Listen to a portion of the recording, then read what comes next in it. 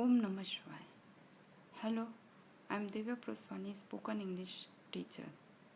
Welcome to Om DTP Elixir Spoken English Institute. How are you doing?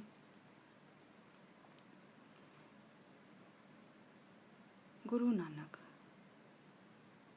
Punjab की शान, पंजाब के गुरु, यहाँ तक कि हम सबके गुरु। गुरु नानक अमृतवाणी जपू जी, एक ओंकार सतनाम। भादों की अमावस, बिजली जो है कड़क रही है, बादलों की गड़गड़ाहट की आवाज आ रही है, बरसात हो रही है।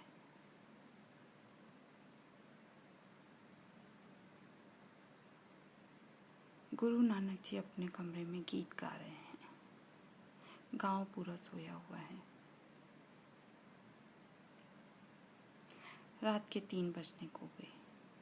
गुरु नानक जी के कमरे में दिया जल रहा है। रात के 3 बजने को गए। गुरु नानक की माँ जो है वो भी डरी। वो गुरु नानक जी के कमरे के पास में आई और उन्हें बोला, नानक बेटा अब तुम सो जाओ। गुरु नानक जी ने अपनी माँ को जो है कमरे में से उत्तर दिया, माँ ये आवाज़ सुनो, ये जो मोर है ये बहुत देर से पीऊ पीऊ की रटन लगाए हुए है। जब ये ही अभी तक चुप नहीं हुआ तो मैं कैसे चुप हो जाऊं।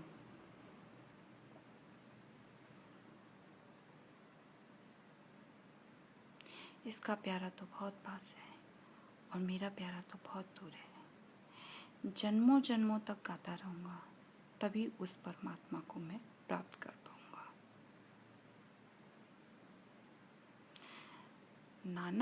गुरु नानक जी की माँ जो है इसलिए नहीं डरी कि बाहर बारिश हो रही है या फिर बादलों की गड़गड़ाहट से या बिजली के चमकने से। नानक जी की माँ जो है इसलिए डरी क्योंकि जिस हिसाब से वो अपने बेटे को देख रही थी, परमात्मा को पाने की उसकी लगन को जो है वो देख रही थी, वो हर एक चीज़ महसूस कर रही थी कि ये ज़रूर एक दिन परमात्मा को प्राप्त कर लेगा और मुझसे दूर हो जाएगा। इस बात की जो चिंता है वो उन्हें सबसे ज़्यादा थी, इसलिए वो डर रही थी और अपने बेटे को बोली थी, बेटा अब तुम सो जाओ। जब ये जो है गुरु नानक जी गीत गा रहे थे उस टाइम जो है परमात्मा से मिलन नहीं हुआ था। उस टाइम जो है गुरु नानक जी मीन्स अपने समग्र प्राण से, अपने हृदय से परमात्मा को पुकार रहे थे क्योंकि उन्हें परमात्मा को पाना था। उस टाइम मिलन नहीं हुआ था। उस टाइम जो है गुरु नानक जी की उम्र रही होगी लगभग 17 वर्ष।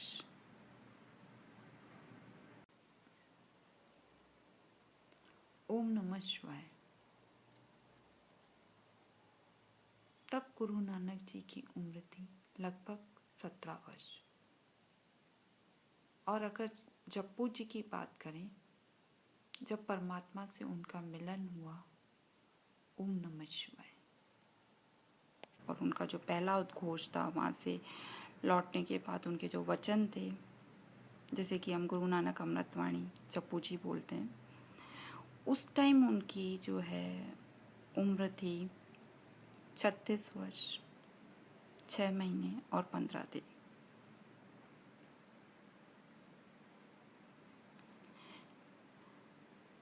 अच्छा, एक रात गुरु नानक जी अपने सेवक मर्दाना और अपने एक साथी के साथ नदी के तट पे गए। थोड़ी देर वो वहीं पर चुपचाप नदी को देखते रहे। उसके बाद जो है वो नदी में उतरने लगे। गुरु नानक जी का सेवक मर्दाना ये सब चीज़ें देख रहा था। धीरे धीरे गुरु नानक जी ने नदी में डुबकी लगाई और अंदर चले गए। मर्दाना ने थोड़ी देर तक जो है गुरु नानक जी का इंतज़ार किया, पर गुरु नानक जी नदी से बाहर नहीं आए। तो मर्दाना चिंतित हो गया और वो नदी के तट पर दौड़ने लगा और वहीं से आवाज़ लगाने लगा, गुरु नानक जी आप कहाँ हो, आवाज़ दो, आवाज़ दो। ऐसे बदहवास सा वो दौड़ने लगा। वो चिंतित हो गया था कि गुरु नानक जी अभी तक बाहर नहीं आए। नदी की हर लहर से जैसे ये आवाज़ आ रही हो, शांत रहो, धीरज रखो, शांत रहो, धीरज रखो। लेकिन सेवक मर्दाना काफ़ी चिंतित हो गया और भागता हुआ गांव गया और उसने सबको बताया कि गुरु नानक जी नदी में गए और अभी तक वापस नहीं आए, काफ़ी टाइम हो गया। सब लोग रोने लग गए। सब लोग गुरु नानक जी से प्यार करते थे। हर किसी को गुरु नानक जी के अंदर कुछ होने की संभावना दिखती थी। गुरु नानक जी के साथ में हर किसी को एक सुगंध, एक खुशबू जो है उसका एहसास होता था।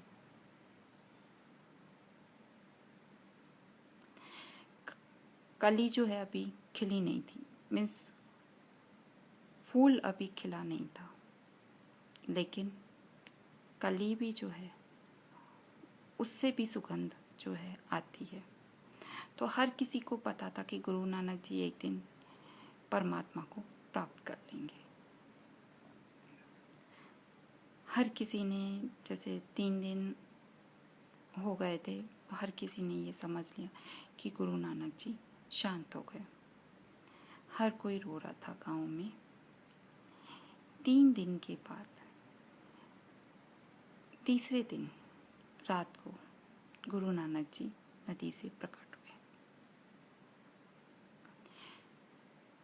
वहां से आने के बाद जो गुरु नानक जी के पहला वचन है वो है जप्पू जी। जो उनका पहला उद्घोष है वो है जप्पू जी। मीन्स 3 दिन लगते हैं अहंकार पूरा खत्म होने में। इसे जब कोई शांत हो जाता है तो हम लोग उसका तीसरा मनाते हैं कि अहंकार पूरा खत्म हो गया, हर एक चीज खत्म हो गई। अच्छा, मैं बात कर रही हूँ गुरु नानक जी की। गुरु नानक जी ने जो है जब नदी में गए तो वहाँ पर उन्हें 3 दिन लग गए और वो 3 दिन जो है उन्होंने इन 3 दिनों में परमात्मा को प्राप्त कर लिया। और वहाँ से जो उन्हें मिला वो जप्पू जी। मीन्स उन्होंने परमात्मा से उनका मिलन हुआ, आँखों के सामने अपने प्यारे को देखा और परमात्मा ने उससे कहा कि अब मैंने तुम्हें जो दिया है वो तुम्हें लोगों को बांटना है। वहाँ से वापस आने के बाद जो उनकी पहली भेंट है वो है जप्पू जी।